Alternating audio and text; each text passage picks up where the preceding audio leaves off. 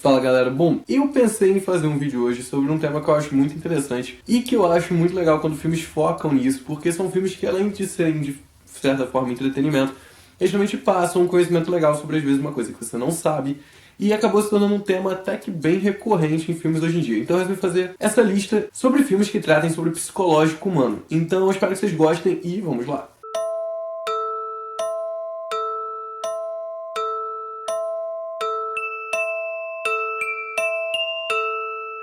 Começando por Ilha do Medo. Ilha do Medo é um filme baseado num livro de mesmo nome, escrito por Dennis Lehane, que conta a história de Terry Daniels, que é um investigador.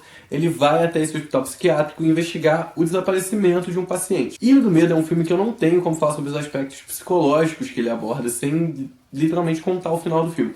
Então eu vou deixar em aberto aqui, só que eu posso dizer que Ilha do Medo é um filme muito bem bolado, que aborda muito bem esse aspecto, enfim, relacionado ao que o filme resolveu tratar. Então, resumindo, o filme é basicamente sobre uma pessoa que não consegue lidar com uma perda muito grande e cria uma fantasia para que essa perda não seja tão ruim e tão pesada na vida dele. O filme é dirigido pelo Scorsese e conta com Ben Kingsley, Mark Ruffalo e Leonardo DiCaprio no elenco. O segundo filme que eu vou falar é As Vantagens de Ser Invisível.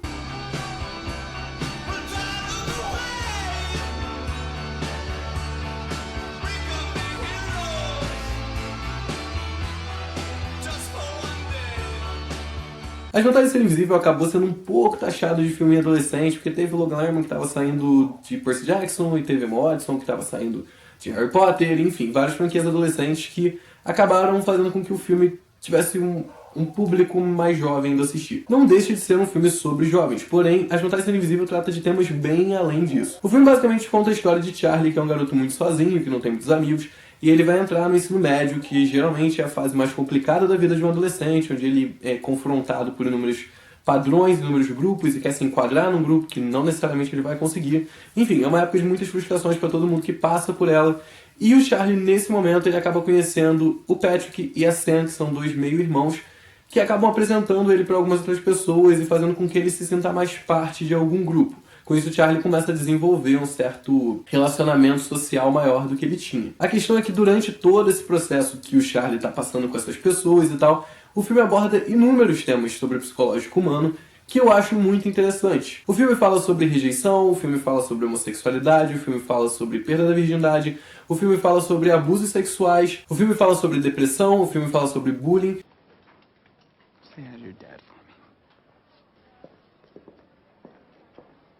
Whatever, faggot. What did you just call me? I just called you a faggot.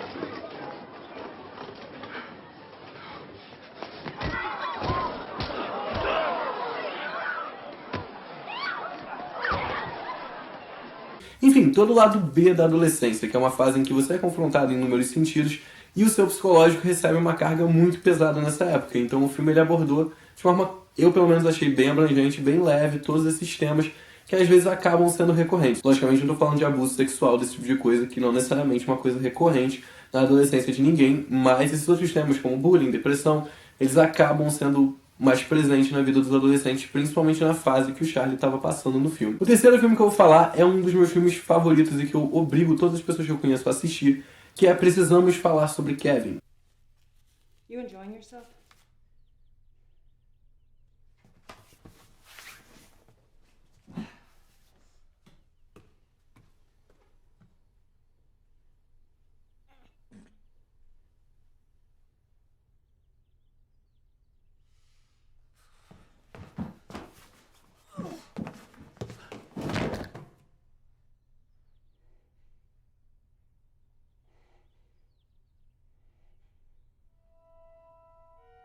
Por que eu gosto de Precisamos Falar Sobre Kevin? Vou tentar falar sem me empolgar muito para esse vídeo não ficar com 40 minutos. A ideia do filme basicamente é tratar a respeito do tema da psicopatia, como inúmeros outros filmes já fizeram. Só que por que eu acho Precisamos Falar Sobre Kevin extremamente original? O filme não é de fato sobre o Kevin, o filme não é de fato focado na psicopatia e na patologia do personagem do Kevin. Ele é muito mais focado na família do Kevin lidando com a psicopatia dele. O filme é todo ao redor da mãe dele, a Eva, que é interpretada pela Tilda Swinton, que na minha opinião foi a melhor atuação que essa mulher já teve na vida dela. Não de forma alguma desmerecendo os outros trabalhos dela, porque eu acho ela sensacional. Mas eu achei que nesse filme especificamente ela pisou o mundo inteiro. E o filme todo ele é recheado de flashbacks dela lembrando da infância, da adolescência do Kevin e tentando entender em que momento da vida dele, em que momento da formação dele como pessoa, ela errou. E o que ela fez de errado que desenvolveu uma pessoa tão fria, tão calculista, tão sem sentimentos, enfim. E com todos os aspectos da psicopatia que o Kevin apresenta hoje em dia. O filme é genial por inúmeros aspectos. Primeiro, eu achei muito interessante o fato de não abordar o Kevin como protagonista e sim a mãe dele, porque muitos desses filmes tratam dos psicopatas como a estrela de tudo e esquecem que, junto com esse problema que é a psicopatia, a família toda acaba meio que sofrendo junto. Eu acho um filme muito interessante, eu acho um filme muito real sobre psicopatia, porque de fato a família é geralmente deixada de lado. E acho que é um filme sim que todo mundo deveria assistir, toda a parte técnica do filme é sensacional, mas foi um dos filmes mais reais que eu assisti sobre psicopatia. E é um tema que é muito recorrente em filme. Então eu achei bem legal a ideia deles pegarem e, enfim, mudarem um pouco o foco e o ângulo do filme. O filme também é baseado num livro chamado Precisamos Falar Sobre Kevin, que eu não li, mas me disseram que é muito bom, então também fica a dica aí pra quem gosta de livros. Ah, e só um PS, além da Tilda Swinton, também tem o Ezra Miller no elenco, e se isso não é motivo suficiente pra você assistir um filme, eu não sei o que é. O quarto filme que eu vou falar é o filme Tão Forte, Tão Perto, que foi muito prestigiado fora aqui do país, mas no Brasil em si, eu pelo menos não vi o filme sendo muito falado, nem sendo muito elogiado, nem enfim. Ele acabou até sendo indicado a alguns Oscars, então eu entendi, tipo, as pessoas de fato ficaram sabendo do filme, mas eu não vi muitas pessoas falando a respeito, nem comentando. E foi um filme que eu particularmente gostei bastante. O filme conta a história do Oscar, que até apresenta alguns sintomas da síndrome de Asperger, que inclusive ele fala no filme que foi diagnosticado erroneamente com essa síndrome, porque ele não tem. E na história do filme, o Oscar acaba perdendo o pai nos atentados de 11 de setembro.